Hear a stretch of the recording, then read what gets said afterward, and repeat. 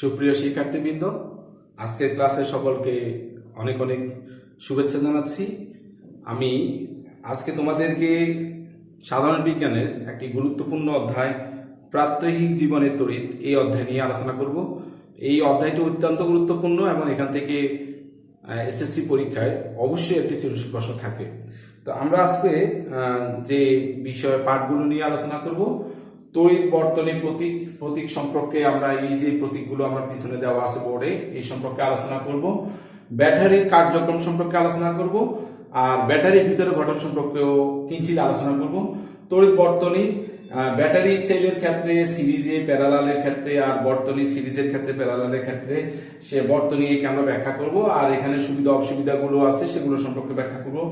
বাড়িতে তড়িৎ বর্তনীর নকশা সাধারণত কোন ধরনের এবং কেন ওই ধরনের নকশা ব্যবহার করা হয় সে সম্পর্কে আলোচনা করব।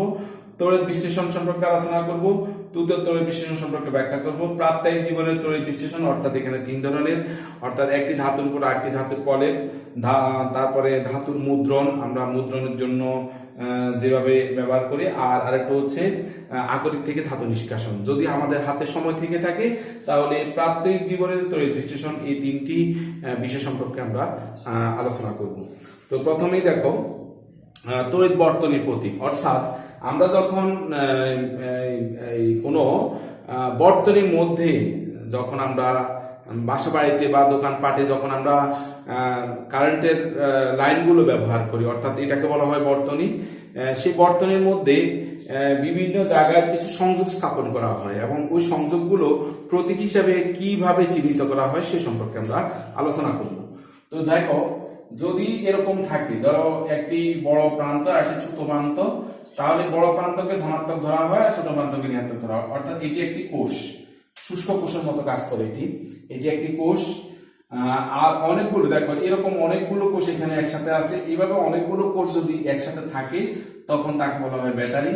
আর এইভাবে যদি থাকে তখন এটাকে বলা হয় পরিবাহী তার, অর্থাৎ এভাবে লম্বা যে এটাকে পরিবাহী তার হিসাবে চিহ্নিত করা হয়। যদি এইভাবে তারের সাথে যদি আরেকটা তার যুক্ত থাকে তখন তাকে বলা হয় সংযোগহীন তার। খেয়াল করো, একটা হচ্ছে এটা সংযুক্ত তার, একটা হচ্ছে এটাকে বলা হয় সংযুক্ত তার।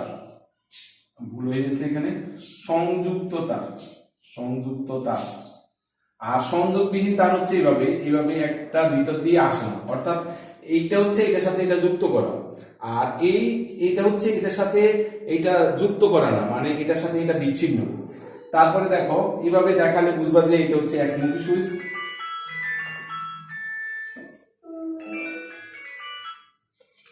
তারপরে এখানে এভাবে দেখালে এটা হচ্ছে এটাকে বলা হয় স্থির মানের রোধ।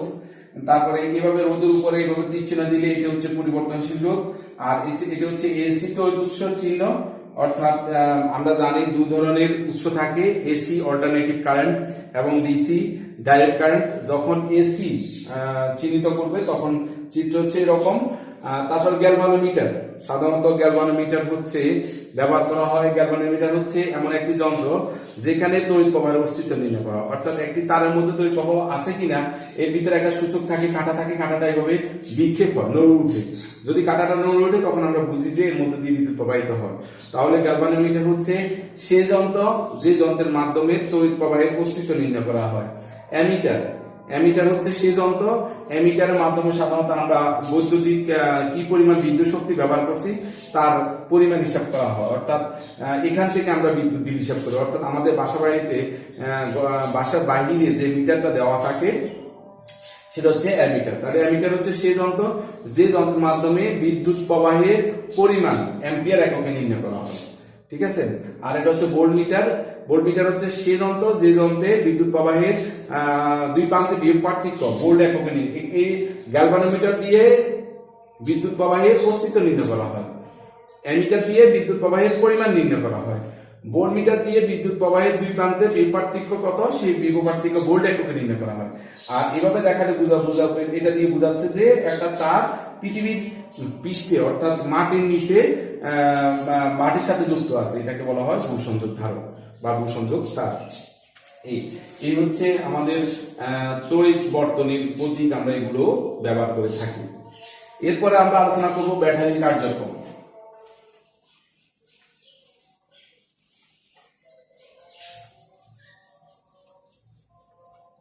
লক্ষ্য করো, ব্যাটারির আরেকটা নাম হচ্ছে শুষ্ক কোষ। কিভাবে ব্যাটারি কাজ করে, এর হচ্ছে ধরো একটি জিঙ্কের এরকম একটা চুং থাকে, এটা জিঙ্কের বা তামা, জিঙ্ক বা দস্তা, জিঙ্ক বা দস্তা। তাহলে জিঙ্ক বা দস্তার এরকম একটা চোঙ থাকে, খালি চোঙ। এই চোঙের মাঝখানে এরকম, এই চোঙের মাঝখানে এরকম একটা দণ্ড থাকে, যেটাকে বলা হয় কার্বন দণ্ড। এটা হচ্ছে কার্বন দণ্ড, আর তার উপরে একটা পিতলের টুপি থাকে, আর এই চারদিকে এরকম পিচ দ্বারা ঢেকে দেওয়া হয়, পিচ, কালো পিচ দ্বারা। তাহলে এটা হচ্ছে কার্বনের দণ্ড, কার্বন দণ্ড। আর এই চারদিকে যে খালি অংশ থাকে, এই চারদিকে কোটার মতো যেটা থাকে, সেটাকে বলা হয় জিঙ্ক বা দস্তার কোটা। তাহলে মাঝখানে কি দণ্ড থাকে? কার্বন দণ্ড। কার্বন দণ্ড এমনভাবে থাকে যাতে পরস্পরকে স্পর্শ না করে। আর এর উপরে যে খালি, এর ভিতরে এই কার্বন দণ্ডের চারদিকে যে উপাদানগুলো থাকে সেগুলো হচ্ছে অ্যামোনিয়াম ক্লোরাইড,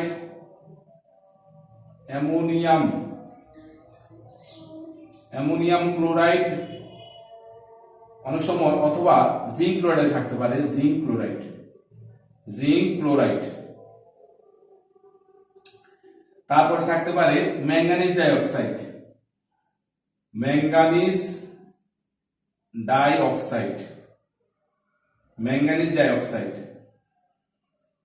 তারপরে থাকতে পারে পাতিত পানি, অর্থাৎ পাতন করা পানিকে বলা হয় পাতিত পানি। এবং ঘন বা পেস্ট তৈরি করার জন্য কয়লার গুঁড়া থাকে,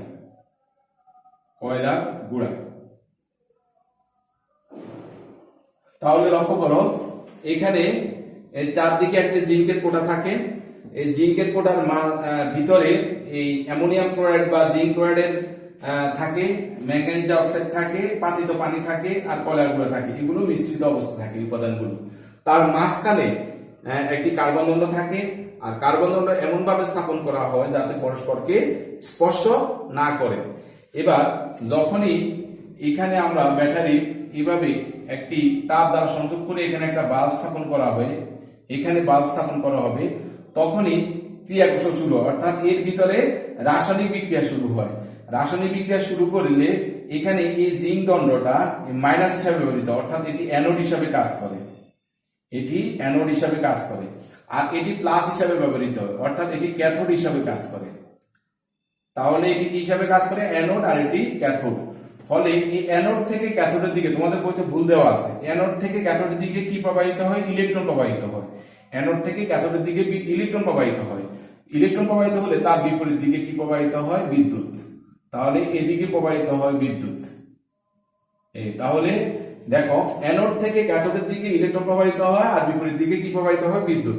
আর বিদ্যুৎ প্রবাহের কারণে এখানে যে বাল্বটা জ্বলে ওঠে। এভাবে রাসায়নিক বিক্রিয়ার মাধ্যমে, অর্থাৎ রাসায়নিক শক্তি কি শক্তিতে রূপান্তরিত হয়? বিদ্যুৎ শক্তিতে। এভাবে আমাদের ব্যাটারি কাজ করে। খেয়াল করো, আমি আবার প্রথম থেকে ব্যাখ্যা করে দিচ্ছি, পরীক্ষা আসতে পারে একটি শুষ্ক কোষ বা ব্যাটারি কিভাবে কাজ করে। প্রথমে গঠন সম্পর্কে ব্যাখ্যা করবি। প্রথমে একটি জিঙ্কের কোটা ব্যবহার করা হয় বা দস্তার কোটা। জিঙ্কের কোটার ভিতরে যে রাসায়নিক উপাদানগুলো ব্যবহার করা হয় তা হচ্ছে অ্যামোনিয়াম ক্লোরাইড বা জিঙ্ক ক্লোরাইড, ম্যাঙ্গানিজ ডাইঅক্সাইড, পাতিত পানি বা কয়লার গুঁড়া। এই উপাদানগুলোর মাঝখানে একটি কার্বন দণ্ড থাকে। কার্বন দণ্ড এবং জিঙ্ক পরস্পরের সাথে এমনভাবে যুক্ত থাকে যাতে পরস্পরের সাথে স্পর্শ না করে। এবার উপরে যে খালি অংশ আছে, এই খালি অংশকে পিচ দিয়ে ঢেকে দেওয়া হয়। এরপরে এর ভিতরে রাসায়নিক বিক্রিয়া হতে থাকে।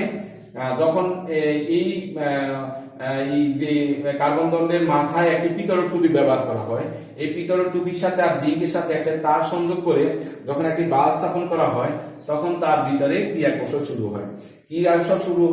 অর্থাৎ রাসায়নিক বিক্রিয়া শুরু হওয়ার পর তখন এই প্রান্তটা, অর্থাৎ জিঙ্কের এই অংশটা অ্যানোড হিসাবে কাজ করে, আর এই কার্বনের এই অংশটা ক্যাথোড হিসাবে কাজ করে।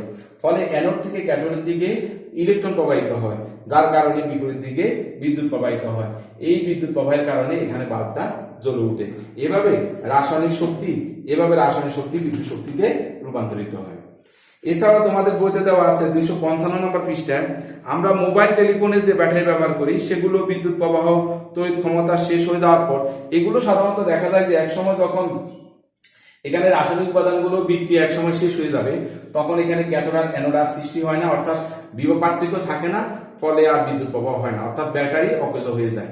কিন্তু আমরা যে মোবাইল চার্জার আমরা যে মোবাইলের ব্যাটারি ব্যবহার করি, সেই ব্যাটারিটা যদি চার্জ শেষ হয়ে যায়, আমরা এই ক্ষেত্রে আবার নতুন করে আমরা চার্জ করিয়ে নেওয়া যায়, এবং পরে যে রাসায়নিক উপাদানগুলো আছে মানে মোবাইলের ব্যাটারির মধ্যে, সেই রাসায়নিক উপাদানগুলো আবার বিক্রিয়া অংশগ্রহণ করতে পারে। কিন্তু বাজারে যে শুষ্ক কোষ বা ব্যাটারিগুলো আছে, এগুলোর ভিতরে একবার রাসায়নিক বিক্রিয়া সম্পূর্ণ হওয়ার পর যখন এভাবে কন্টিনিউয়াসলি ইলেকট্রন প্রবাহ চলতে থাকে, এক সময় দেখা যায় যে আর বিক্রিয়া করে না, বিভিন্ন উপাদানগুলো তখন আস্তে আস্তে ক্ষয় হয়ে যায়, তখন বিক্রিয়া বন্ধ হয়ে গেলে তখন আর ক্যাথোড অ্যানোড সৃষ্টি হয় না, তখন তার ব্যাটারি অকেজ হয়ে যায়। কিন্তু মোবাইলের যে ব্যাটারি, সেটা আমরা চার্জ দিয়ে কিন্তু এটাকে রাসায়নিক উপাদানগুলোকে আবার সক্রিয় করে আবার বিক্রিয়া করে আবার ক্যাথোড অ্যানোড সৃষ্টি করে এর মধ্যে দিয়ে বিদ্যুৎ প্রবাহ চালনা করতে পারি। এই হচ্ছে আমার ব্যাটারির কার্যক্রম। এখন আমরা আলোচনা করব তড়িৎ বর্তনী। সাধারণত ব্যাটারি যদি আমরা একটার পর একটা ব্যবহার করি, একটার পর একটা এইভাবে ব্যাটারি ব্যবহার করি, তখন পরপর সাজালে এটাকে বলা হয় সিরিজ ব্যাটারি সেল। আর যখন আলাদা আলাদা ভাবে ব্যবহার করি, তখন এটাকে বলা হয় প্যারালাল। আমি একটু দেখিয়ে দিচ্ছি। তাহলে আমরা এখন এই দুটি অংশ আলোচনা করবো, একটা সিরিজে ব্যাটারি সেল আর একটা হচ্ছে প্যারালালে ব্যাটারি সেল। এই সম্পর্কে একটু আলোচনা করব।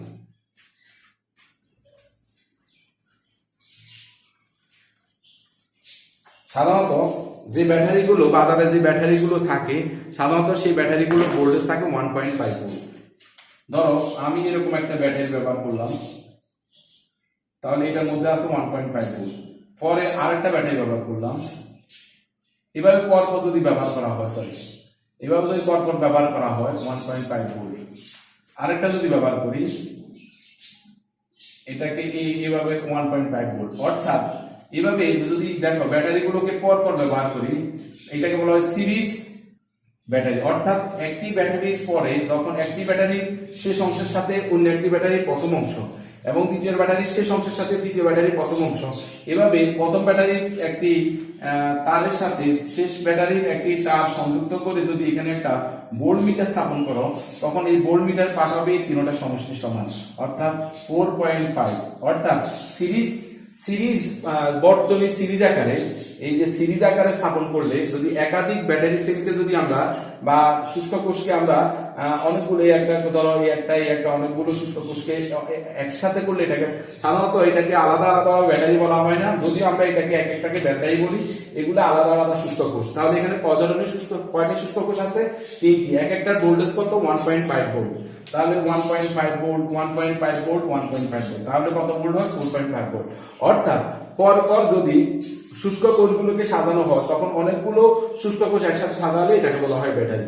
তাই এই পুরোটাকে বলা হয় ব্যাটারি, অনেকগুলো শুষ্ক কোষ একসাথে আছে।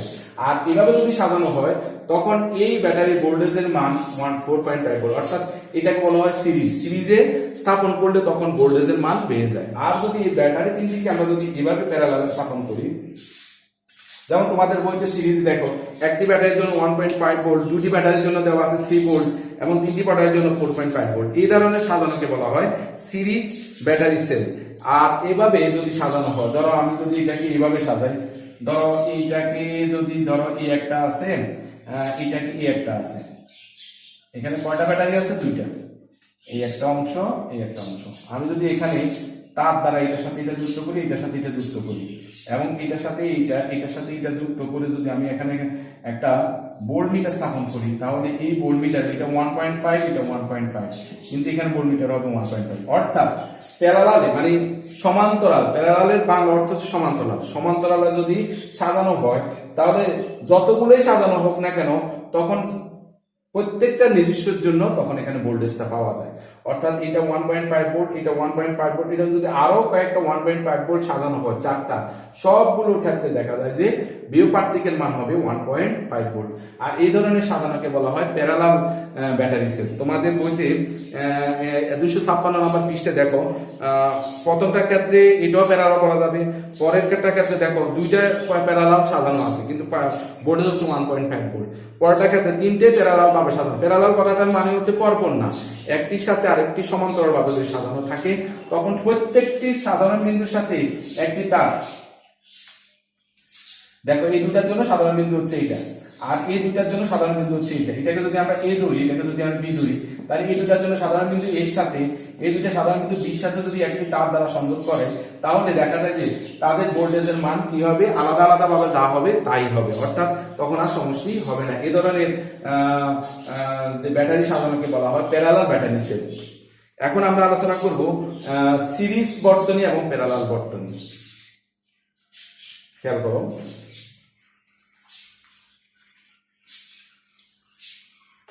যদি কতগুলো পরপর তোমাদের বইতে যেটা প্রথম যে তোমরা একটু লক্ষ্য করো, এখানে আমি জানি না তোমাদের নতুন বইতে কিভাবে দেওয়া আছে, তবে এটা এই বইটা হচ্ছে 2018 সালের বই। এই বইতে প্রথমে এই চিত্রটা দেওয়া আছে। দেখো এখানে নিচে লেখা আছে সিরিজ সার্কিট, কিন্তু এটা সিরিজ সার্কিট না, এটা হচ্ছে প্যারালাল সার্কিট। আমি জানি না নতুন বইতে কিভাবে দেওয়া আছে। আর এই যে এটা দেওয়া আছে, এটার নিচে দেওয়া আছে সমান্তরাল সার্কিট, কিন্তু এই চিত্রটা হবে সিরিজ সার্কিট। তার মানে এটা হবে আগে আর এটা হবে পরে, ঠিক আছে? তাহলে দেখো প্রথমে আমরা সিরিজ বর্তনী নিয়ে আলোচনা করব। সিরিজ বর্তনী, সিরিজ বর্তনী, সিরিজ বর্তনীটা হচ্ছে কি? খেয়াল করো, আমরা যদি এরকম এই একটি বাল্ব পরপর আরেকটি বাল্ব এভাবে পরপর সাজাই, তার মধ্যে যদি এখানে একটি ব্যাটারি স্থাপন করি, এটা একটা ব্যাটারি স্থাপন করি, ধরো এটা প্লাস অংশ, এটা ব্যাটারি, ধরো এটা হলো মাথা, এটা হলো প্লাস অংশ, এটা হলো মাইনাস অংশ। তাহলে লক্ষ্য করো এখানে দেখো এইটার মধ্য দিয়ে তড়িৎ প্রবাহ যখন, এটাকে আমরা এইভাবেও দেখাতে পারি। দেখো এই হচ্ছে একটা রোধ, এই হচ্ছে একটা রোধ, এই হচ্ছে একটা রোধ।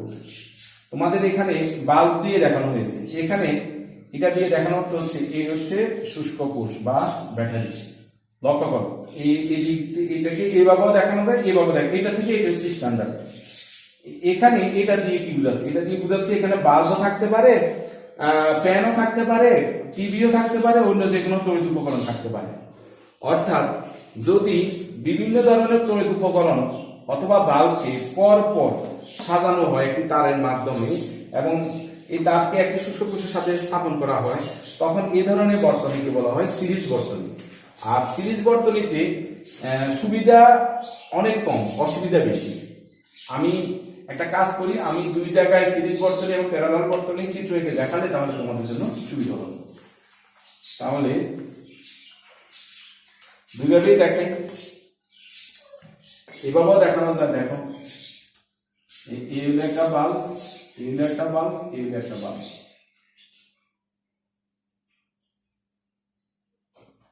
তারপরে এখানে একটা ব্যাটারি দেওয়া আছে, এটা হচ্ছে প্লাস অংশ আর এটা হচ্ছে মাইনাস অংশ। এখানে এভাবে সাজানো আছে। এটাকে এভাবে দেখানো যায়, এই একটা রোধ, রোধ রোধ মানে বাধা, এইটাও রোধ হিসাবে কাজ করে, এটাও রোধ, এটাও রোধ। রোধ রোধ মানে যেখানে বাধা হয় সেখানে সংঘর্ষ হয়ে শক্তি, অর্থাৎ আলোক শক্তি বা অন্যান্য শক্তিতে রূপান্তরিত হয়। তাহলে এখানে একটা রোধ, এখানে একটা রোধ, তিনটা রোধ। আর এখানে একটা শুষ্ক কোষ দিলাম, এটা হচ্ছে প্লাস অংশ, এটা হলো মাইনাস অংশ। আর এটাকে বলা হয় উচ্চ বিভব, এটাকে বলা হয় নিম্ন বিভব। এটাকে বলা হয় উচ্চ বিভব, নিম্ন বিভব। আর এটা হচ্ছে ব্যাটারি, অনেকগুলো শুষ্ক কোষ একসাথে হলে এটাকে ব্যাটারি।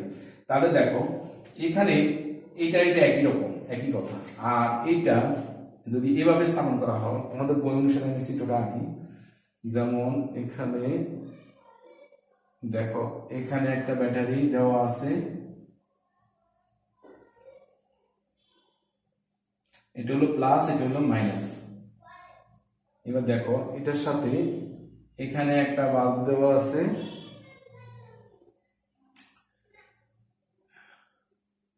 এখানে একটা বাল্ব দেওয়া আছে, এখানে একটা বাল্ব দেওয়া আছে, ঠিক আছে? এই অথবা এটাকে আমরা এভাবেও দিতে পারি,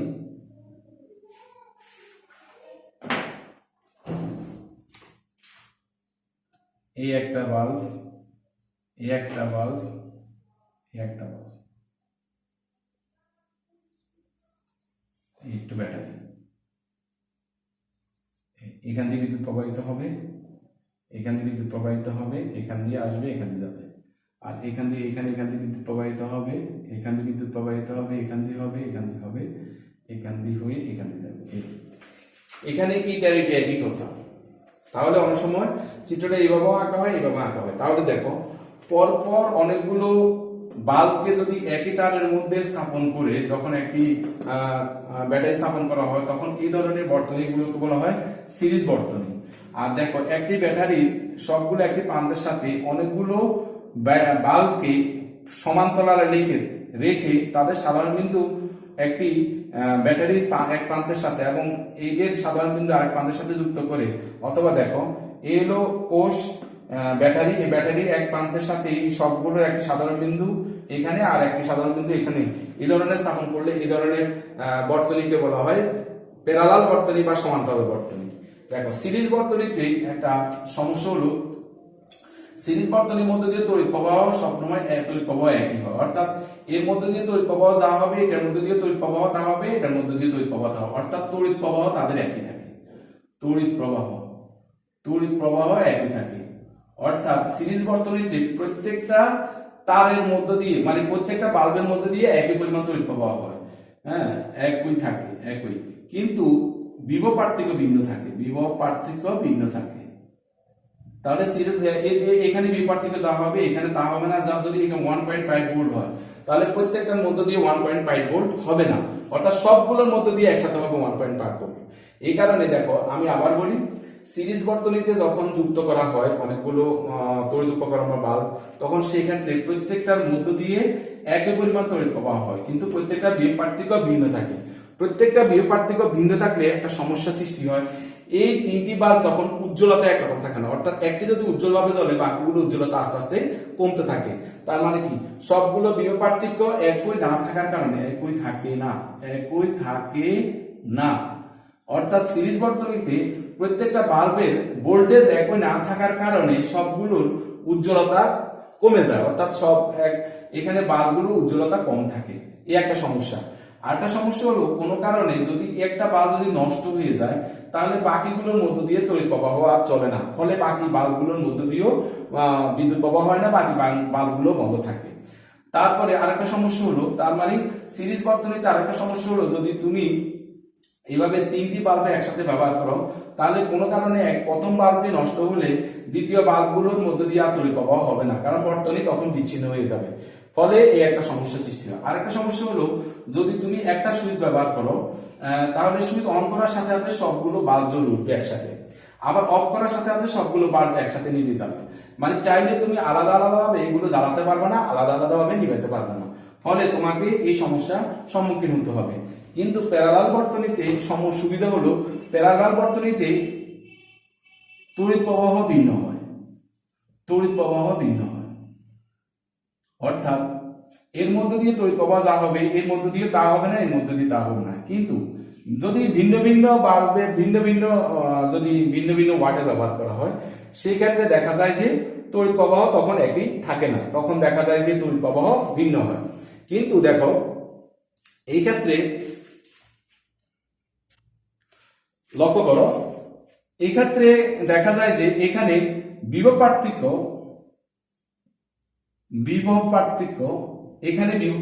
সবগুলো একই থাকে, অর্থাৎ এই বাল্বের ভোল্টেজ যা হয়, যদি এখানে 1.5 ভোল্ট হয় তাহলে এখানে 1.5 ভোল্ট হবে, এখানে এটার জন্য 1.5 ভোল্ট পাবে, এটার জন্য 1.5 ভোল্ট পাবে, অর্থাৎ সবগুলো বিভব পার্থক্য একই থাকার কারণে সবগুলো কিন্তু বাল্ব উজ্জ্বলভাবে জ্বলে, অর্থাৎ এখানে যেরকম উজ্জ্বলভাবে জ্বলে না এখানে কিন্তু উজ্জ্বলভাবে জ্বলে। আরেকটা সুবিধা হলো, সবগুলোর জন্য কিন্তু আলাদা আলাদা সুইচ ব্যবহার করা যায়। ধরো এখানে একটা আলাদা সুইচ, এখানে একটা আলাদা সুইচ, এখানে একটা আলাদা সুইচ, অথবা তুমি এখানেও দেখাতে পারো, এখানে একটা আলাদা সুইচ, এখানে একটা আলাদা সুইচ, এখানে একটা আলাদা সুইচ। দেখো আলাদা আলাদা সুইচ ব্যবহার করা যায়, ফলে তুমি চাইলেও একসাথে আলাদা আলাদা ভাবে তিনটি জ্বালাইতে পারো, চাইলেও আলাদা আলাদা ভাবে তিনটি নিভাইতে পারো, অর্থাৎ একটি যদি অন অফ করো একটি অন অফ হবে, চাইলে আলাদা আলাদা ভাবে তিনটি অন করা যায়, চাইলে আলাদা আলাদা ভাবে তিনটি অফ করা যায়।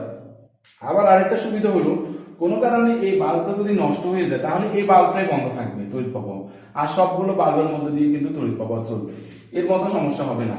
অর্থাৎ এই যে কোনো কারণে একটি বাল্বের যদি নষ্ট হয়ে যায় তাহলে বাকি বাল্বগুলোর মধ্যে দিয়ে সহজে তড়িৎ প্রবাহ চলবে। এই কারণে সাধারণত আমরা আমাদের দোকানপাট বা বাসা বাড়িতে এই ধরনের সিরিজ বর্তনীতে আমরা ব্যবহার না করে এই ধরনের আমরা প্যারালাল বর্তনী সাধারণত ব্যবহার করে থাকি। এই কারণে সিরিজ বর্তনী থেকে প্যারালাল বর্তনী সুবিধাজনক। আর সিরিজ বর্তনী শুধুমাত্র এক জায়গায় ব্যবহার করা হয় বিয়ে বাড়িতে। বিয়ে বাড়িতে আমরা এলইডি বাল্ব অর্থাৎ ঝিকঝাক বাল্ব লাগানোর জন্য আমরা দেখা যায় যে অনেক এলইডি বাল্ব লাগাই, সেখানে আমরা সুইচ কম ব্যবহার করি, অর্থাৎ সেখানে বাল্বগুলো এত ক্ষুদ্র ক্ষুদ্র বাল্বের জন্য আলাদা আলাদা এত সুইচ ব্যবহার করা যাবে না। সেক্ষেত্রে আমরা সিরিজ বর্তনী ব্যবহার করি, অর্থাৎ একই সুইচ থেকে সবগুলো বাল্ব জ্বলে, আবার একই সুইচ থেকে বন্ধ করে দিলে সবগুলো বাল্ব বন্ধ হয়ে যায়, শুধুমাত্র সেই ক্ষেত্রে ব্যবহার করা হয়। আর প্যারালাল বর্তনী সাধারণত যে কোনো বাসা বাড়ি দোকানপাট ব্যবসা বাণিজ্যে সব জায়গায় সাধারণত এই ধরনের প্যারালাল বর্তনী ব্যবহার করা হয়। তাহলে আমরা পরে ব্যাখ্যা করব বাড়িতে তড়িৎ বর্তনীর নকশা।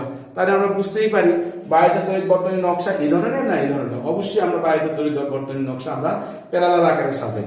যেমন তোমাদের বইতে দেওয়া আছে বাড়িতে তড়িৎ বর্তনীর নকশা বা হাওয়াজ ওয়ারিং, 258 নম্বর পৃষ্ঠা যাও। এই ক্ষেত্রে দেখা যায় যে প্রত্যেকটার জন্য ধরো এখানে একটা ফ্যান ব্যবহার করলাম, এখানে একটা লাইট, এখানে একটা লাইট, আলাদা আলাদা সুইচ ব্যবহার করলাম। এখানে ইচ্ছে করলে আমি আলাদাভাবে এগুলো জ্বালাতে পারি, আলাদাভাবে এগুলো নিভাইতে পারি। আবার বাল্ব যদি একাধিক হয় সবগুলো উজ্জ্বলতা ঠিক থাকে, কারণ সবগুলোর মধ্য দিয়ে একই পরিমাণ ভোল্টেজ পাওয়া যায়। আবার দেখো এক্ষেত্রে আমাদেরকে একটা জিনিস লক্ষ্য করতে হবে, বাসা বাড়িতে যখন আমরা বিদ্যুৎ লাইন দিব তখন দু ধরনের, তোমরা চিত্রের দিকে লক্ষ্য করো, এই চিত্রটার দিকে একটু লক্ষ্য করো, এই চিত্রটার দিকে একটু লক্ষ্য করো। এই চিত্রে দেখো দুই ধরনের কালার দেওয়া আছে, একটা হচ্ছে লাল কালার আর একটা হচ্ছে কোথাও দেওয়া আছে সবুজ, আবার কোথাও দেওয়া আছে নীল। এই ধরনের সবুজ বা নীল বা কালো কালার গুলো এখানে দুই ধরনের তার বুঝাচ্ছে। যেখানে লাল কালার দেওয়া আছে সেখানে বুঝাচ্ছে জীবান্ত তার, অর্থাৎ এই তারের মধ্য দিয়ে কিন্তু বিদ্যুৎ প্রবাহিত হয়। আর আরেকটা কালার যেটা দেওয়া আছে লাল কালার বাদ দিয়ে সেগুলোকে বলা হয় নিরপেক্ষ তার, অর্থাৎ এই তারটা কি হয় বাসা বাড়ির মধ্যে লাইনে গিয়ে তারপরে মিটার থেকে তারপরে মাটির নিচে যায়, অর্থাৎ এটাকে বলা হয় নিরপেক্ষ তার। তাহলে দেখো দ্বিতীয় প্যারা, বাসায় বিদ্যুৎ সরবরাহ প্রধান তার দুইটি, একটি হলো জীবন্ত তার এবং একটি হলো নিরপেক্ষ তার। জীবন্ত তারে ভোল্টেজ সাধারণত, আর বাসা বাড়িতে সাধারণত ভোল্টেজ আমরা জানি কত ভোল্ট থাকে, 220 ভোল্ট, এখানে 220 ভোল্ট থাকে। নিরপেক্ষ তারে কোনো ভোল্টেজ থাকে না, এটি মাটির সাথে পরবর্তীতে মিটারে গিয়ে মাটির সাথে যাই যুক্ত হয়। এটি সার্কিট পূর্ণ করে এবং বিদ্যুৎ প্রবাহ নিশ্চিত করে। মেইন তারটি ফিউজ সার্কিট ব্রেকার বা মিটারে থাকে। তাহলে প্রথমে মেইন তার থেকে প্রথমে একটি সার্কিট ব্রেকার থাকে, তারপরে যায় মিটারে থাকে, অর্থাৎ অতিরিক্ত পরিমাণ যদি বিদ্যুৎ প্রবাহ হয় তখন সার্কিট ব্রেকারটা পড়ে যায়, তাহলে তখন আমার বাসা বাড়িতে অতিরিক্ত বিদ্যুৎ প্রবাহের হাত থেকে রক্ষা পায়। তার মানে মেইন তারটি যেটা মেইন লাইন থেকে আসে তারটি ফিউজ বা সার্কিট ব্রেকার হয়ে, তাহলে প্রথমে সার্কিট ব্রেকারে যায়। কেন সার্কিট ব্রেকার ব্যবহার করব? সার্কিট ব্রেকার ব্যবহার করব আমরা অতিরিক্ত যদি কোনো কারণে তড়িৎ প্রবাহ বাসায় ঢুকে, তাহলে আমার সার্কিট ব্রেকারটা পড়ে যায় অথবা ফিউজ তারটা পুড়ে যায়, ফলে আমার অতিরিক্ত বিদ্যুৎ প্রবাহের হাত থেকে আমার বাসা বাড়িতে যে ইলেকট্রনিক্স ডিভাইসগুলো আছে সেগুলো নষ্ট হওয়ার হাত থেকে রক্ষা করে। তার মানে প্রথমেই মেইন লাইন থেকে লাইন আসার পর একটি সার্কিট ব্যবহার করা হয়, সার্কিট থেকে তারপরে কোথায় যায় মিটারে, নিরাপত্তার খাতিরে। এর মাধ্যমে বাড়িতে কি পরিমাণ বিদ্যুৎ শক্তি, তাহলে মিটারের মাধ্যমে কি পরিমাণ বিদ্যুৎ শক্তি খরচ হচ্ছে তা হিসাব করা হয়।